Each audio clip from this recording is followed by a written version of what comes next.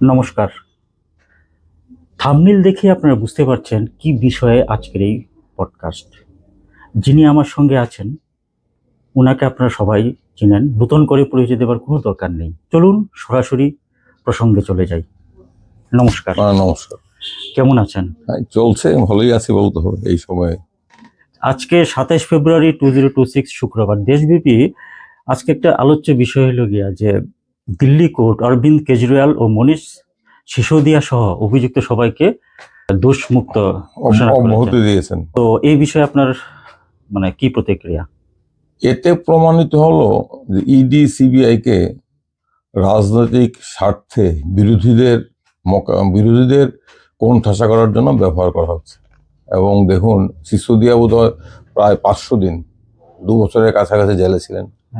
এবং অরবিন্দ কেজরিওয়াল প্রায় 115 দিন জেলে ছিলেন। সম্পূর্ণ বিনা বিচারে তাদেরকে আটক রাখা হলো, তাদের বিরুদ্ধে অভিযোগ দাঁড়ায় না। তখন থেকে কিন্তু আমরা বলছিলাম যে এটা রাজনৈতিক উদ্দেশ্যে দিল্লি দখল করার জন্য, আপকে কোণঠাসা করার জন্য ইডিকে ব্যবহার করা হচ্ছে। সারা দেশেই ইডি সিবিআই এই সমস্ত তদন্তকারী সংস্থাগুলোকে কেন্দ্রীয় সরকার ব্যবহার করছে বিরোধীদের দমন করার জন্য, মিথ্যা অভিযোগে। এতে প্রমাণিত হলো আজকে যে এই যে 500 দিন শিশুদিয়া জেলে ছিলেন, তখন ওনার স্ত্রী খুব গুরুতর অসুস্থ ছিলেন। এই দিনগুলো কে ফিরিয়ে দেবে শিশুদিয়াকে? অরবিন্দ কেজরিওয়ালকে 115 দিন কে ফিরিয়ে দেবে? এই গ্রেপ্তার এবং তাদের বিরুদ্ধে যে আবগারি কেলেঙ্কারিতে যুক্ত থাকার অভিযোগ তুলে একটা গরম করে দিল্লি দখল করা হলো, নির্বাচনে ফায়দা লোটা হলো। এটা জঘন্য রাজনৈতিক ষড়যন্ত্র বিরোধীদের বিরুদ্ধে। এটা আজকে আবার প্রমাণিত হলো। যে কথা সবাই বলছিল গত 2014 সন থেকে, আমাদের দেশে ইডি সিবিআই বিভিন্ন তদন্তকারী সংস্থাকে রাজনৈতিক স্বার্থে ব্যবহার করছে নগ্নভাবে। তা এই যে এখন তো প্রমাণিত হয়ে গেল মিথ্যে মামলা, তো ইডির বিরুদ্ধে কোনো কিছু করা যায়, ক্ষতিপূরণের মামলা করা যায়, এগুলো করা যায়, মেলিসিয়াস প্রসিকিউশনের মামলা করা যায়। এগুলো তো সময় সাপেক্ষ ব্যাপার, নিশ্চয়ই করা যায়, করার সুযোগ আছে। কিন্তু সেটা জনতার আদালতে বিচার হলো, মানুষ বুঝবেন। যে কথাটা অরবিন্দ কেজরিওয়াল কিংবা সিসোদিয়া বলছিল, কিংবা যেটা অন্যান্যরা বলছিল, সেটা আবারও নতুন করে প্রমাণিত হলো। চার্জশিট দাঁড়ালোই না, চার্জশিট থেকে বিচারই করা গেল না। এমন একটা চার্জশিট দিয়েছে যে চার্জশিটের ভিত্তিতে বিচার প্রক্রিয়াই শুরু করা যায়। আদালত বাধ্য হয়েছে তাদেরকে অব্যাহতি দিতে। কিন্তু রাজনৈতিক যে চেঞ্জ হয়ে গেল, তবে তো স্পষ্ট মনে হচ্ছে যে সরকারি যে ইনস্টিটিউশনগুলো এগুলো মিসইউজ হচ্ছে না? মিসইউজ হচ্ছে না তো বললে কম বলা হবে। আজকে ভারতবর্ষে গণতন্ত্রের পক্ষে সবচেয়ে বিপজ্জনক দিকগুলো সমস্ত স্বশাসিত সংস্থাগুলো এবং সমস্ত এমনকি সাংবিধানিক সংস্থাগুলো, এগুলোকে দখল করা হয়েছে। আমাদের গণতন্ত্রের মূল কথা, গণতন্ত্রের মূল কথা হচ্ছে চেক অ্যান্ড ব্যালেন্স। এখানে নির্বাচন কমিশনের স্বাধীন ভূমিকা থাকবে, এখানে অন্যান্য সংস্থাগুলো স্বাধীন ভূমিকা পালন করবে, গণমাধ্যম স্বাধীন ভূমিকা পালন করবে। এই চেক অ্যান্ড ব্যালেন্স গুলো আছে উধাও। সমস্ত সংস্থাগুলো যাদের দায়িত্ব, নিজস্ব এখতিয়ার রয়েছে, নিজস্ব দায়িত্ব রয়েছে সংবিধানগতভাবে, তারা তাদের সেই দায়িত্ব পালন না করে একদম বিজেপি RSS এজেন্ডা প্রয়োগ করছে। এবং সমস্ত সংস্থাগুলোকে অকৃত করার লক্ষ্যে ওই সমস্ত সংস্থায় তাদের লোকজনদের বসিয়ে দেওয়া হয়েছে। এটা আগে কম বেশি একদম ছিল না, সেটা বললে ভুল বলা হবে, কিন্তু আগে যদি ছিল 10%, এখন সেটা 100%। এটা তো একটা নেতৃত্বের ক্ষেত্রে গেল, কিন্তু সাধারণ মানুষ অনেকেই তো মিথ্যে মামলায় জড়িয়ে বছরের পর বছর। এটা তো বছরের বছর মিথ্যা মামলা জড়িয়ে বছরের বছর কারাদণ্ড ভোগ করে। এই যে ধরুন না, ভীম কোরেগাঁও মামলা, সেখানে ভারতবর্ষে 16 জন শ্রেষ্ঠ, আমি শ্রেষ্ঠ সন্তানই বলবো, যাদের মতো সাচ্চা দেশপ্রেমিক কেউ হয় না, যারা সাধারণ মানুষ, গরিব মানুষ, তফসিলি, আদিবাসী, প্রান্তিক মানুষ, নারী, শিশুদের স্বার্থে, অধিকারের পক্ষে কথা বলছেন, কাজ করছেন, তাদেরকে আরমান নকশাল নাম দিয়ে আজকে 5 বছর 6 বছর হলো তাদের বিচার শুরু করা যায়নি। এর মধ্যে স্ট্যান স্বামী, 80 বছরের ঊর্ধ্বে, 80 বছরের বেশি বয়স্ক পুরোহিত, পাদ্রী, খ্রিস্টান পাদ্রী। শুধু খ্রিস্টান পাদ্রী এইটুকু পরিচয় যথেষ্ট নয়, এর চেয়ে বড় পরিচয় হলো উনি আদিবাসীদের অধিকারের পক্ষে, ঝাড়খণ্ডে আদিবাসীদের জঙ্গল, জমি, জলের অধিকারের পক্ষে। এবং এই যে আপনি বলেন মিথ্যা মামলায়, এই নকশাল নাম করে ঝাড়খণ্ডে কয়েক হাজার আদিবাসী যুবককে উপায় এনে গ্রেপ্তার করে রাখা হয়েছে, তাদের বিচার হয় না। তাদের পক্ষে স্ট্যান স্বামী কথা বলছেন। সেই স্ট্যান স্বামী চিকিৎসার অভাবে হাসপাতালে মারা গেলেন জেলে থাকতে, এখনো বিচারই শুরু করা যায় না। আজকে আপনি উমর খলিদ, তাদের কথা চিন্তা করুন। দিল্লির দাঙ্গা, যারা দাঙ্গা করলো, যারা ঘৃণা ভাষণ দিল, যারা বললো গুলি মারো, তাদের বিরুদ্ধে কোনো ব্যবস্থা নেই। আর যারা উমর খালিদ, যারা শান্তির পক্ষে কথা বললো, যারা বললো আমরা গান্ধীর সত্যাগ্রহ করব, আমরা তাদের বিরুদ্ধে দেশদ্রোহিতার অভিযোগ এনে 5 বছরও তাদের জেল বেল হচ্ছে না। এবং এখন অবধি কে স্বরাষ্ট্র মন্ত্রকের মুরুদ হলো না তাদের বিরুদ্ধে চার্জশিট জমা দেওয়ার। কারণ কালা কানুন একটা সুবিধা আছে, নিবর্তনমূলক আটক আইন, যেগুলোকে আমরা বলি প্রিভেন্টিভ ডিটেনশন অ্যাক্ট, সেই সমস্ত ক্ষেত্রে নির্দিষ্ট সময়ের মধ্যে চার্জশিট দেওয়ার কোনো বাধ্যবাধকতা নেই। অভিযোগ না দিয়ে শুধু অভিযোগের ভিত্তিতে কোনো চার্জশিট জমা না দিয়ে দীর্ঘদিন আটক রাখা যায়। এটাই তো হচ্ছে আপনি যেটা বলছেন।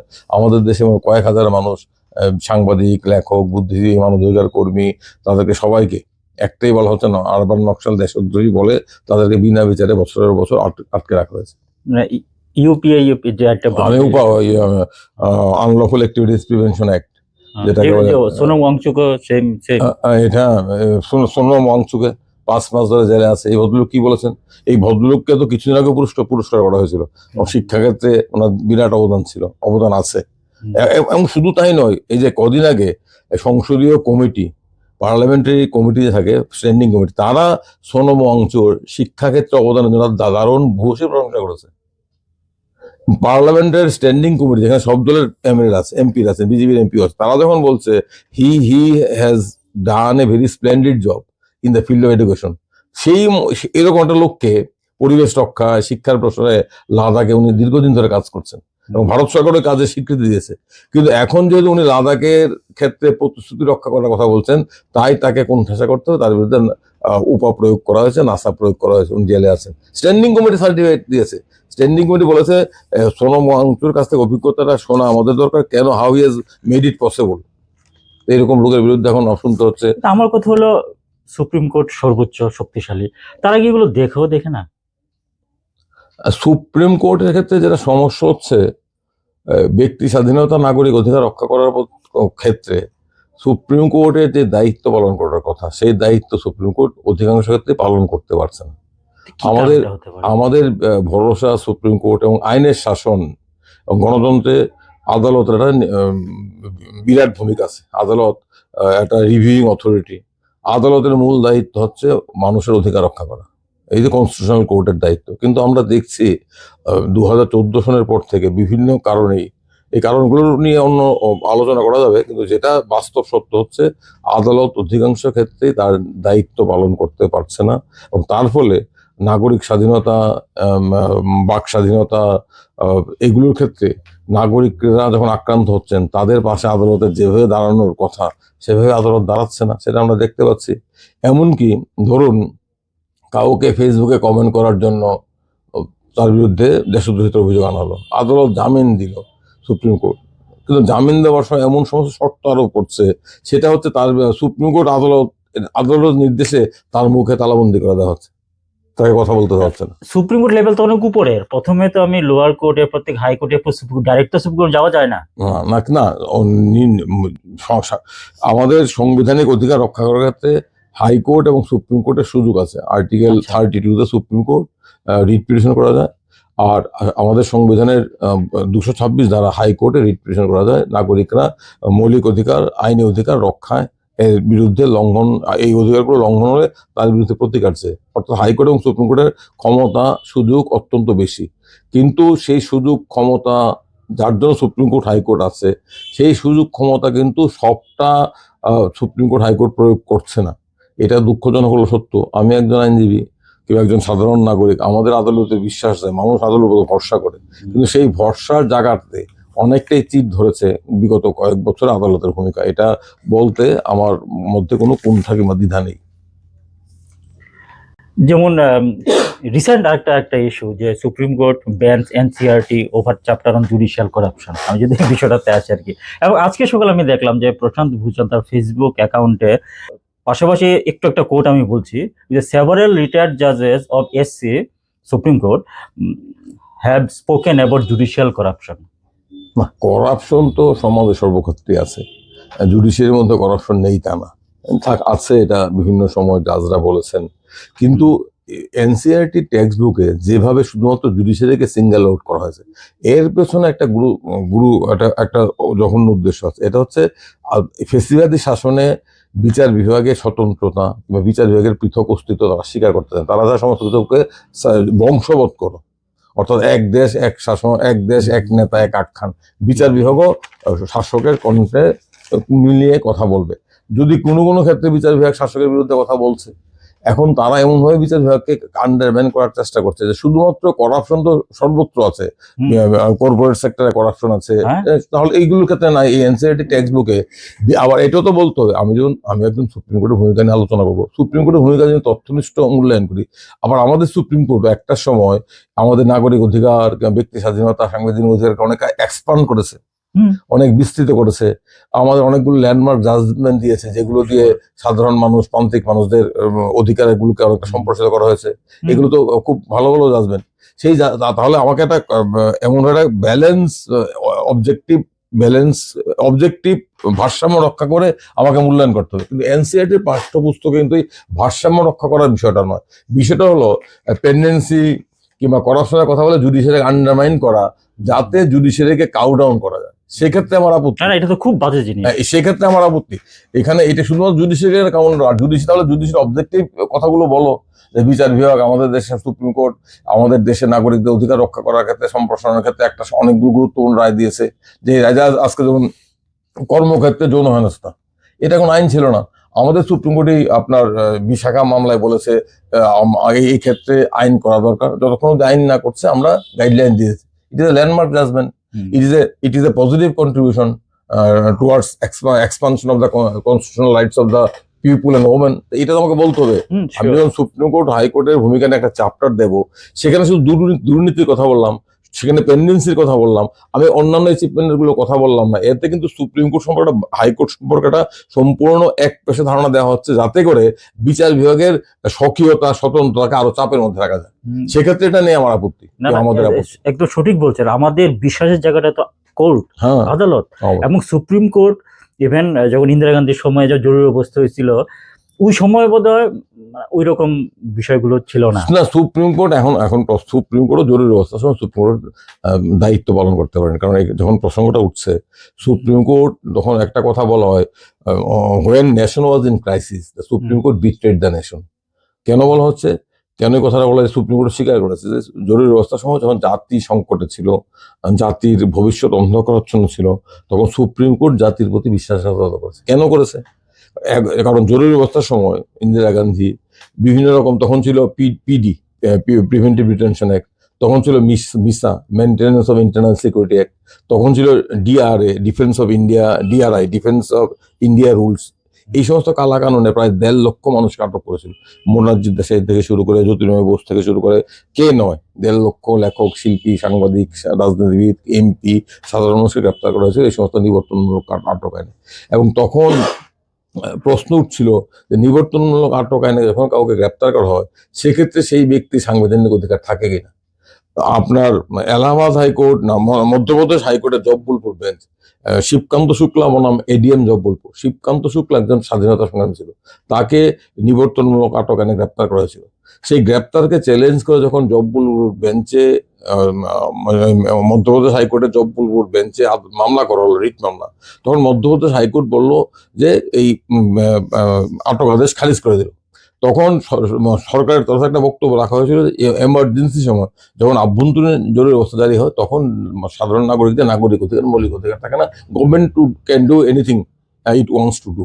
অর্থাৎ সরকারের যদি ইচ্ছা হয় নাগরিকদের গুলি করে মেরে ফেলা যায়, এই কথা বলেছিল।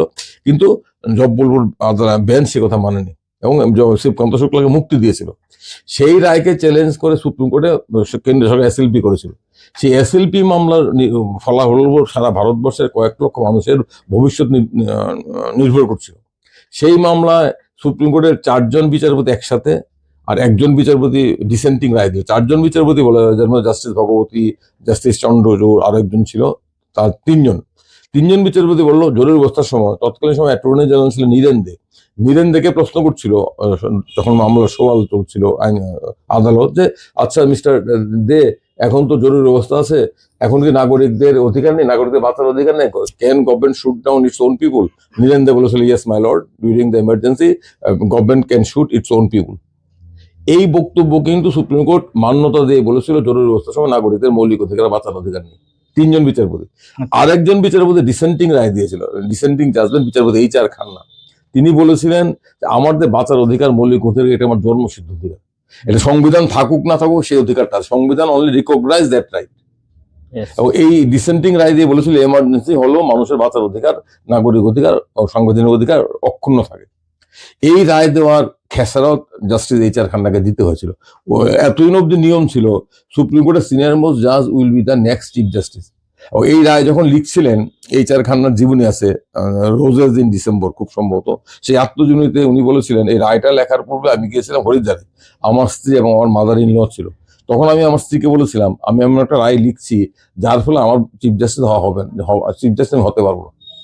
এই রায় লেখার পর এই ডিসেন্টিং জাজমেন্ট দেওয়ার ফলে HR খান্নাকে সুপারসিড করে তার জুনিয়র জাজকে চিফ জাস্টিস করা, HR খান্না পদত্যাগ করলেন। HR Khanna was treated as a national hero, international hero through out the country, through out the world. এবং এই সুপ্রিম কোর্টের আগে একটা কলঙ্কজনক রায়। এবং সুপ্রিম কোর্ট 2012 সালে বলেছে যে জরুরি অবস্থার সময় সংখ্যাগরিষ্ঠ বিচারপতি যে রায় দিয়েছেন সেই রায়টা ডাস্টবিনে ছুঁড়ে ফেলার যোগ্য। সেই রায়ে সুপ্রিম কোর্ট মানবাধিকার লঙ্ঘন করেছে, সেই রায়ে সুপ্রিম কোর্ট দেশের প্রতি বিশ্বাসঘাতকতা করেছে। এবং dissenting judgement of justice HR Khanna was the correct position of law. তো যেটা আপনি বললেন এমার্জেন্সির সময় কিন্তু সুপ্রিম কোর্ট এই রায় এই মানুষের পাশে থাকতে পারেনি। আবার এমার্জেন্সির উপরে আমরা দেখলাম সুপ্রিম কোর্ট নতুন অবতারে এলো, তখন সুপ্রিম কোর্ট আবার অনেকগুলো PIL করে অধিকার সম্প্রসারণ করলো, Maneka Gandhi due process of law জোর দিল। অর্থাৎ সুপ্রিম কোর্টের ভূমিকা নিয়ে আলোচনা করতে হলে তথ্যনিষ্ঠ আলোচনা করতে হবে, বস্তুনিষ্ঠ আলোচনা করতে হবে। যারা আমাদের সাংবিধানিক ইতিহাস নিয়ে আলোচনা করে তারা বলেন যখন কেন্দ্রে শক্তিশালী ক্ষমতা থাকে, একক শক্তিশালী ক্ষমতা থাকে, এক দলের শক্তিশালী ক্ষমতা ব্রুট মেজরিটি থাকে, তখন সুপ্রিম কোর্ট অনেক ক্ষেত্রেই গভর্নমেন্টের দিকে ঝুঁকে পড়ে। আবার যখন কেন্দ্রে কোয়ালিশন সরকার থাকে তখন সুপ্রিম কোর্ট অ্যাসার্টস ইটসেলফ। এটা আমার কথা নয়, যারা সুপ্রিম কোর্টের ভূমিকা নিয়ে আলোচনা করেন তাদের কথা। তো আমি যেটা বলতে চাইছি এই আলোচনার প্রসঙ্গে সুপ্রিম কোর্টের ভূমিকা নিয়ে এনসিআরটির পাঠ্যপুস্তক যেটা বলেছে এটা এক পেশে, এটার উদ্দেশ্য বিচার বিভাগের সংস্কার নয়, এটার উদ্দেশ্য হচ্ছে বিচার বিভাগের মানুষ রাস্তাটা রক্ষা করে, রাস্তাটা নষ্ট করে বিচার বিভাগকে আরো দমিয়ে দেওয়া। এই কারণে আপত্তিজনক। কিন্তু 2025-26 একটা রিপোর্ট, এটা গুগলে চেক করতে পারেন আপনারা, যে জুডিশিয়াল সিস্টেমের উপর মানুষের যে বিশ্বাস একটা কমছে। এটা তো কমছে, বাস্তব কারণেই কমছে। আমি তো বললামই 2014 পরে সুপ্রিম কোর্টের যেভাবে তার দায়িত্ব, সুপ্রিম কোর্টের কথা বলছি, হাইকোর্ট যে দায়িত্ব পালন করছে সেই দায়িত্ব পালন করছে না। আমি একটা উদাহরণ দিই, SIR স্পেশাল ইন্টেন্সিভ রিভিশন, এইটা নিয়ে অনেকগুলো মামলা হচ্ছে, অনেক সুপ্রিম কোর্টে মামলা চলছে। এখানে একটা মূল প্রশ্ন হচ্ছে অর্থাৎ নির্বাচন কমিশনের এই এখতিয়ার আছে কিনা। ভোটার তালিকা সংশোধন আমরা জানি, বিশেষ নিবিড় সংশোধন এর নামে নাগরিকদের হেনস্থা করা, তাদের সিটিজেনশিপ অ্যাসার্টেন করা, এইটা করার এখতিয়ার আছে কিনা সুপ্রিম কোর্টের আর নির্বাচন কমিশন, এটা মূল প্রশ্ন। এবং এই যে SIR-টা কি করা হচ্ছে আমাদের দেশে এখন, এমন একটা ধারণা তৈরি করা হচ্ছে সরকারের বক্তব্য অনুযায়ী যে প্রত্যেকটা নাগরিকই একজন সন্দেহভাজন অনুপ্রবেশকারী। এটাই তো বক্তব্য। আমাদের দেশের নির্বাচনী ব্যবস্থা দাঁড়িয়ে আছে কেন? দাঁড়িয়ে আছে কিসের উপর? দাঁড়িয়ে আছে ইউনিভার্সাল অ্যাডাল্ট ফ্র্যাঞ্চাইজ, অর্থাৎ সার্বজনীন প্রাপ্তবয়স্ক ভোটাধিকার। This is the basis of foundation of democracy. এটাই তোমার মূল কথা। স্বাধীনতার পর আমরা পেলাম ইউনিভার্সাল অ্যাডাল্ট ফ্র্যাঞ্চাইজ। এখানে প্রত্যেকটা নাগরিকই বৈধ ভোটার এই কথা বলে এর ভিতরে আমরা অগ্রসর হই এতদিন অব্দি। এখন হচ্ছে কি প্রত্যেকটা নাগরিকের প্রতি মুহূর্তে প্রতিদিন তাকে প্রমাণ করতে হচ্ছে ভারতবর্ষের নাগরিক। না, এটা বিশেষ স্পেসিফিক কিছু জায়গাতে এগুলো বেশি না, আমি যেটা বলতে চাইছি, আমি একটু শেষ করি। এখন যে প্রশ্নটা সুপ্রিম কোর্টের সামনে এসেছে যে নির্বাচন কমিশনের একটা আছে, নির্বাচন কমিশন ভোটার তালিকা সংশোধনের নামে নাগরিকত্ব যাচাই করতে পারে কিনা, তার এই কম্পিটেন্সি আছে, that is a legal question. Supreme court এখন ডিসিশনই দিচ্ছে না। সুপ্রিম কোর্টে যে time to time order pass করছে, অর্ডার পাস করা সুপ্রিম কোর্ট, এটা কি অ্যাডমিনিস্ট্রেটিভ অর্ডার, এডমিট কার্ড নাও, এটা নাও, সেটা নাও, বিচার বিভাগে যুক্ত করো, পশ্চিমবঙ্গের ক্ষেত্রে বললো, এগুলো তো আমরা সুপ্রিম কোর্টের কাছে চাইছি না। আমরা যে you decide the issue whether election commission has the competency to check to carry out special intensive revision of the voter list and to ascertain the citizenship of every voter, whether it has the legal competency. এটা তো আইনের কথা। এইটার ভিতরে supreme court বিচার করলো না, যখন বিচার করবে তখন সমস্ত বিষয়টা পেরিয়ে যাবে। কোটি কোটি মানুষকে হেনস্থা করা হচ্ছে, এখন অব্দি প্রায় 8 থেকে 9 কোটি ভোটার বাদ গেছে, কারা বাদ গেছে। এই সমস্ত কারণে সুপ্রিম কোর্টের উপর মানুষের আস্থাটা কমছে। এটা আমরা চাই, আমি একজন আইনজীবী হিসেবে আমরা আইনের শাসন চাই, আমরা সুপ্রিম কোর্টেরকে তার সক্রিয় ভূমিকায় দেখতে চাই, উচ্চ আদালতকে তার সক্রিয় ভূমিকায় দেখতে চাই, কারণ মানুষের অন্যতম ভরসা হচ্ছে উচ্চ আদালত। সেই ভরসার জায়গাটা থাকুক আমরা চাই, কিন্তু বাস্তব সত্য হলো বিভিন্ন কার্যকারণে এই ভরসার জায়গার ক্ষেত্রে অনেকটাই চিপ ধরেছে। সেই জায়গাটা, এটা তো একটা ডেঞ্জারাস সাইন না? মানুষের বিশ্বাসের জায়গাটা তো মনে করুন খালি হয়ে যাচ্ছে। আচ্ছা, আরেকটা কোশ্চেন আমি দেখলাম যে লাইভ লতে একটা রিপোর্ট উঠেছে যে CJI office received over 8,600 complaint against sitting high court and supreme court জাজেস ইন লাস্ট 10 ইয়ার্স। এটা ল মিনিস্ট্রি তো পার্লামেন্টে এসছে। তো এইসব যখন থাকে মানুষের মধ্যে কিরকম, মানে কি ওভারঅল কি, মানে এটা কি বিচারতন্ত্রের উপর একটা আঘাত? না, এটা তো শুনুন, সুপ্রিম কোর্ট হাইকোর্টের অনেক অধিকাংশ জাজ আমি বলবো অনেস্ট, ব্ল্যাকশিপ তো আছেই, দুর্নীতির অভিযোগ আছে। এগুলোর ক্ষেত্রে একটা কারেক্ট প্রপার মেকানিজম থাকা দরকার। এখন যেটা ইন হাউস এনকোয়ারি আছে, এই মেকানিজমটা ট্রান্সপারেন্ট নয়। এবং সুপ্রিম কোর্ট হাইকোর্টের বিচারপতিদের সরানোর ক্ষেত্রে ইমপিচমেন্ট যে ব্যবস্থা, এটা খুব একটা কাম্বারসাম প্রসেস, খুব খুব কঠিন কাজ। এবং যেটা দরকার, এই দুর্নীতির অভিযোগ উঠলে স্বচ্ছ প্রক্রিয়ার মধ্য দিয়ে সেই অভিযোগগুলো সুরাহা করা, যাতে মানুষের বিশ্বাসটা বজায় থাকে, যাতে করে কিছু ব্ল্যাকশিপের জন্য টোটাল জুডিশিয়ারিকে কালিমালিপ্ত করা যায় না। এটা বিশ্বাস, এবং এটা তো ঘাটতি আছে। প্রপার মেকানিজম চালু করা দরকার, ট্রান্সপারেন্ট সিস্টেম চালু দরকার, ট্রান্সপারেন্সি দরকার। আপনার সুপ্রিম কোর্ট হাইকোর্টের বিচারপতিদের নিয়োগ করার ক্ষেত্রে কলেজিয়াম সিস্টেম আছে, এটাকে আরো সংস্কার করার প্রয়োজন, এই বিষয়গুলো আছে। আমি যদি ইন্ডিয়ান লিগাল সিস্টেমে দেখি যে আমাদের সারা ভারতবর্ষে 145 crore পিপল, সুপ্রিম কোর্ট একটা আছে এবং হাইকোর্ট 25, এবং আদার কোর্ট এবং ওভার 800 ডিস্ট্রিক্ট, প্রায় 743 এমনিতে কোর্ট আছে আর কি, এবং টোটাল কেস 5 কোটিরও বেশি। এবং টোটাল জাজ 26,000-এর মতো সারা ভারতবর্ষে। তো আমি যদি হিসাবও করি, তো এত পরিমাণ যে জাজমেন্ট, কত টাইম লাগবে? মিনিমাম 4 থেকে 500 বছর। না, এটা তো আমাদের দেশে বিচারপতির সংখ্যা খুব কম, যে জাজ পপুলেশন রেশিও, এটা কিন্তু আমাদের দেশে বিচারপতির সংখ্যা খুবই কম, জব লোড প্রচন্ড বেশি, এটা একটা জিনিস। আর আমাদের দেশে এই যে মামলার পাহাড় চলছে তারিখ পে তারিখ, এটা আমাদের বিচার ব্যবস্থাটা দীর্ঘকালীন রোগ। এটাকে সারানোর ক্ষেত্রে আশু কার্যকরী ব্যবস্থা যতটা নেওয়া হচ্ছে না। তো জাস্টিস ডিলেড একটা কথা আছে, এটা তো প্রতিদিন ঘটছে। মামলা নিষ্পত্তি হতে 20 বছর 15 বছর লাগে, যদিও আমাদের ত্রিপুরা রাজ্যের ক্ষেত্রে অনেকটা ব্যতিক্রম, এখানে মামলা খুব দ্রুত নিষ্পত্তি হয়। তো আপনি যেটা বললেন, আমাদের জুডিশিয়ারিতে যে হেভি ডকেট, এত মামলার পাহাড়, মামলার চাপ, আর এই মামলাগুলো নিষ্পত্তি করার ক্ষেত্রে যেটা প্রয়োজন বিচারকদের সংখ্যা বাড়ানো, সেটা বাড়ছে না। এমনকি এক্সিস্টিং যে স্ট্রেংথ আছে, সেই স্ট্রেংথগুলো ফিল আপ, এখন দেখা হাইকোর্টগুলোর যে টোটাল স্ট্রেংথ, তার 30 থেকে 40% ভ্যাকেন্ট থাকে। এটাও সুপ্রিম কোর্টের দায়িত্ব, ভ্যাকেন্সি না থাকে। দেখবেন এলাহাবাদ হাইকোর্ট ভ্যাকেন্সি প্রায় 50%, ক্যালকাটা হাইকোর্ট ভ্যাকেন্সি প্রায় 30% 40%।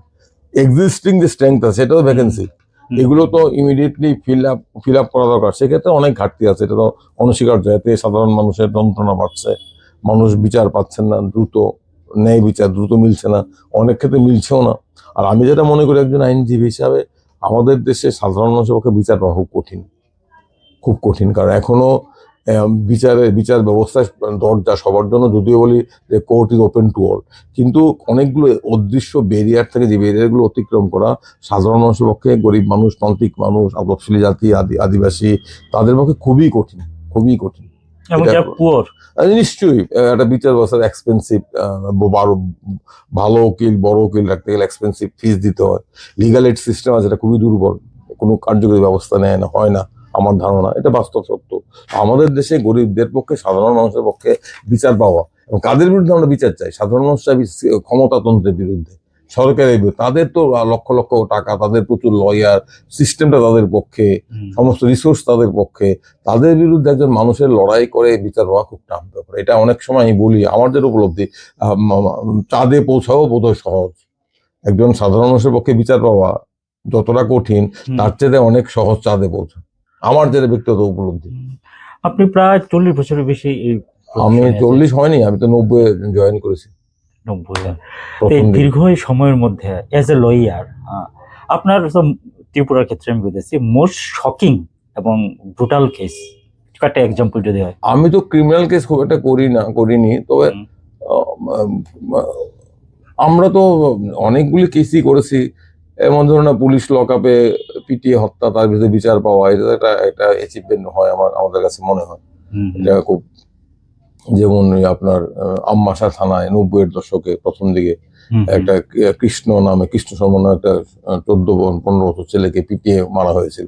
আহা, গল্প বানানো হয়েছিল, সে ইয়াতে নিউমোনিয়াতে মারা গেছে। 3জন আচ্ছা, ডাক্তারকে দিয়ে এটা জোর করে পোস্টমর্টম রিপোর্ট বানানো হয়েছিল, হি ডাইড অফ নিউমোনিয়া। হুম, সেই মামলায় তো আমরা প্রমাণ করেছি যে নিউমোনিয়া সে মারা যায়নি, সে মারা গেছে ডিউ টু টর্চার। এবং সরকারকে বাধ্য হয়েছে সরকার 3.5 লক্ষ টাকা ক্ষতিপূরণ দিতে।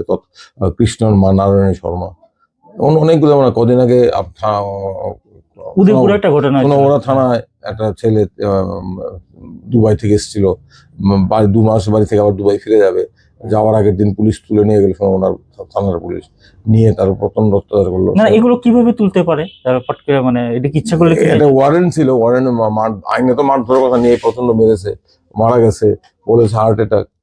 পরে আমরা এটাও প্রমাণ করেছি হার্ট অ্যাটাক না, মারা গেছে টর্চারে। কারণ পোস্টমর্টম রিপোর্টে তার পিঠে একটা টার্মলাইন ইঞ্জুরি ছিল, পিঠটার এই দিকটা, তার টার্মলাইন ইঞ্জুরি, হার্টে এই টার্মলাইন ইঞ্জুরি যে সাফিসিয়েন্ট, এবং টার্মলাইন ইঞ্জুরি তখনই হয় যখন কোনো ব্রুটাল কিছুদের মারা হয়। মারা হয়। এটা প্রমাণিত হয়েছে। আমরা 10 লক্ষ টাকা ক্ষতিপূরণ দিয়েছে হাইকোর্ট, আমরাই করেছিলাম।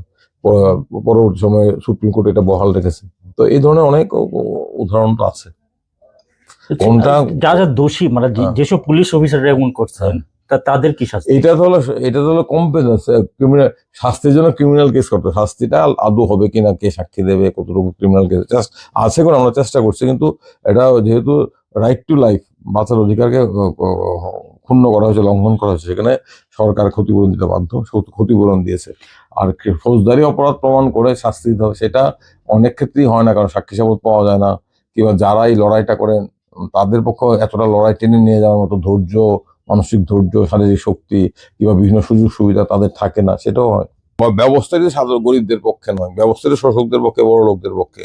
এই সরকার, রাষ্ট্র, আমরা যারা শ্রেণী এই জায়গাটা আঘাত করা কিভাবে? আঘাত আঘাত নিশ্চয়ই পরিবর্তন হবে, কিছু কিছু পরিবর্তন হচ্ছে, আরো ব্যাপক পরিবর্তন হবে। তার জন্য আন্দোলন দরকার, তার জন্য মানুষের চেতনার পরিবর্তন দরকার। এটা কঠিন শ্রমসাধ্য কাজ, কিন্তু আমি বিশ্বাস করি পরিবর্তন হবেই। মানুষ সবসময় একটা স্বপ্ন দেখে, একটা একটা সাম্যের সমাজে স্বপ্ন দেখে, সেই সাম্যের অভিমুখে মানুষের যাত্রা। এই যাত্রায় মানুষ সাফল্য অর্জন করবে, এটা আজ হবে কিংবা 2 বছর, 5 বছর, 10 বছর পর হতে পারে, কিন্তু এইরকম চলতে পারে না, এটা আমার দৃঢ় বিশ্বাস। ইতিহাসের কথা বলি। অ্যাকর্ডিং টু হাইকোর্ট রেকর্ড, মানে আপনি নিজে এখন অব্দি প্রায় 4200-র বেশি কেস আপনি করেছেন। আমি আমি জানি না, তো আপনি কি করে বলেন? আমি ইয়েতে পেয়েছি, ওয়েবসাইটে হতে পেয়েছি পারে। আরো বেশি, কারণ তখন রেকর্ডিং কি হচ্ছে, রেকর্ডিং তো গত 10-12 বছর ধরে, তার আগে অনেকগুলো আছে আমি জানি না। তা আপনি যেহেতু বহু হাজার হাজার কেস করেছেন এবং আপনার যা পরিচিতি, এক ডাকে আমরা সবাই চেনেন। না, এটা তো আর দীর্ঘদিন ধরে আসছি না, ছোট না দাদা কিন্তু সবাই এক থাকে না। দেখুন আপনি যে কত মানুষের একটা বিশ্বাসের জায়গাটা আপনি অর্জন করেছেন, না কিছু একটা গুলো, মানে কেউ কোনো কথা বলে আপনার কথা বলে যে ওইখানে যাও ওইখানে, এই যে ট্রাস্টটা, এটা আপনি গেইন করার ক্ষেত্রে আপনার কি মন্ত্র কাজ করে? আমার কোনো মন্ত্র নেই। আমি খোলাখুলি কথাবার্তা বিশ্বাস করি। আমি কিছু আড়াল করার চেষ্টা করি না। আমি যা পারি, যা পারবো তা বলি, যা পারি না তা বলি না। এটা আমি সবসময় অনুসরণ করার চেষ্টা করি। এটা আমি কেন, অনেকেই করেন, আমি এর জন্য একক কোনো কৃতিত্ব নিচ্ছি না, এটা আমি ব্যতিক্রম তা নয়, অনেকে এরকম করেন। এটাই বলো, আমি মনে করি আমি চেষ্টা করি মানুষের যন্ত্রটা বোঝার। ধরুন আপনি আমার টেবিলের বিপরীত প্রান্তে আছেন, আমি আপনার জায়গায় থেকে বোঝার চেষ্টা করি। আমার জায়গায় থেকে আমি সবটা বুঝার চেষ্টা করি। আমি চেষ্টা করি আপনার জায়গায় থেকে, আমি একজন লয়, আপনি একজন লয়ার, আমি আপনার কাছে গেছি, আপনি আমাকে বললেন কালকে 50,000 টাকা দাও। আমি যদি আপনার জায়গায় থাকতে আমি পারতাম কিনা। আমি সবসময় এই জায়গায় চিন্তা করি যে লোকটা আমার টেবিলের বিপরীতে আছে, সেই লোকটার জায়গায় দাঁড়িয়ে নিজেকে যদি আমরা চিন্তা করি, অনেক ক্ষেত্রে তো অনেক সমস্যার সমাধান হয়ে যায়, ওই লোকটার সমস্যা বুঝতে সাহায্য করে। আমি আমার কমান্ডিং পজিশনে বসে চিন্তা করলে হবে, আমি ওই লোকটা যে আমার কাছে এসছে ঘটনাচক্রে এসেছে, সে তার আমার চেয়ে অনেক অনেক অনেক বেশি ভালো মানুষ হতে পারে, অনেক বেশি গুণ থাকতে পারে তার, ঘটনাচক্রে সে আমার কাছে এসেছে। আমাকে তার জায়গা থেকে দাঁড়িয়ে বুঝতে হবে, তার জায়গায় দাঁড়িয়ে যদি আমি সমস্যাটা ফিল করতে হয়, তবেই আমি একটা ওভারঅল পিকচার পাবো। আর আমি আমার জায়গায় যদি দেখি আমি তো তাহলে পিকচারটা পাবো না। আমি এটা করার চেষ্টা করি, সবটা পারি না, এটা আমি একা করেই বলবো না, অনেকেই করেন, করেন না যে তা না। আপনার মনে কি হয়েছে একজন লয়ারের মোরাল কম্পাস কি থাকা উচিত? মরাল কম্পাস থাকা উচিত, একজন লয়ার সৎ থাকতে হবে। আমি একটা কথা বিশ্বাস করি যে সৎভাবে রোজগার করা যায়। প্রথমত টাকা রোজগার করাটাই মূল লক্ষ্য হওয়া উচিত নয়। নিশ্চয়ই জীবনযাপনের জন্য মোটামুটি স্বাচ্ছন্দ্য জীবনযাপনের অর্থ প্রয়োজন, কিন্তু আবার স্বাচ্ছন্দ্যের কোনো সীমা নেই, এর কোনো লিমিট নেই, ভোগের কোনো শেষ নেই। আমি বিশ্বাস করি, দেখুন আমি মধ্যবিত্ত পরিবারের সন্তানই বলতে পারেন। আমার বাবা উচ্চ আধিকারিক ছিলেন, মা শিক্ষক ছিলেন, শিক্ষিকা ছিলেন, মোটামুটি মধ্যবিত্ত পরিবারের সন্তান। আমি আমি আমার মা বাবাকে দেখেছি সিম্পল লিভিং, হাই থিঙ্কিং। আমরা পেয়েছি, আমাদের চাহিদা খুব একটা নেই। আর আমি বিশ্বাস করি সৎভাবে রোজগার করা যায়, আর রোজগার করাটাই সব নয়। আমার কাছে টাকা রোজগারের চাইতে একটা মানুষের মুখে হাসি, সেটা অনেক অনেক বড় বেশি প্রাপ্তি মনে হয়।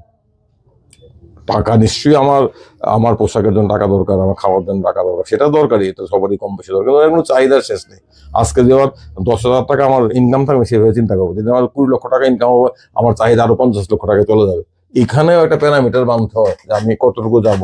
আমি যা চেষ্টা করি সবসময় মাটির কাছে থাকার জন্য। এটা আমি আমার মা বাবার কাছে শিক্ষা পেয়েছি, এটা আমার অন্যদের কাছ থেকে শিক্ষা পেয়েছি। যেহেতু আপনার মা বাবার কথা বললেন, তো আপনার ছোটবেলাটা কিরকম ছিল? আমার ছোটবেলা এমন কোন বলার মতো কিছু নয়, তবে আমার ছোটবেলা যেহেতু বাড়ির মধ্যে, আমার বাবা উমাপদ বর্মন, উনি আপনার স্বাধীনতার ওনার জন্ম এই 1924, স্বাধীনতা, উনি তখন কমিউনিস্ট পার্টিতে ছিলেন। ওই সময় ডক্টর নারায়ণ রায়ের সংস্পর্শে এসেছিলেন, এখানে ভানুভূষণ সংস্পর্শে এসেছিলেন, ছাত্র আন্দোলন করতেন, এসএফআই করতেন, এসএফআই না তখন তো বিপিএসএফ ছিল। এখানে এখানে ত্রিপুরা সরকারি কর্মচারী সমিতির প্রেসিডেন্ট ছিলেন। তো আমার বাড়ির মধ্যে রাজনৈতিক পরিবেশ পেয়েছি। আমাদের একটা যেটা বাড়ির গুণ, আমরা যখন 2, 3, 4 থেকে আমাদের বাড়িতে পত্রিকা পড়ার একটা অভ্যাস ছিল, সমস্ত পত্রিকা আসতো।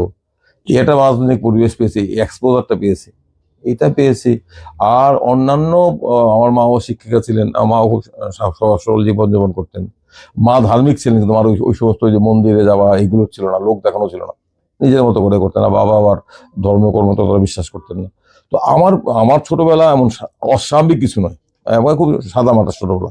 ছোটবেলায় পড়াশোনাতে খুব একটা ভালো ছিলাম বলে আমার মনে হয় না, তবে বাইরের পত্রিকা খুব পড়তাম।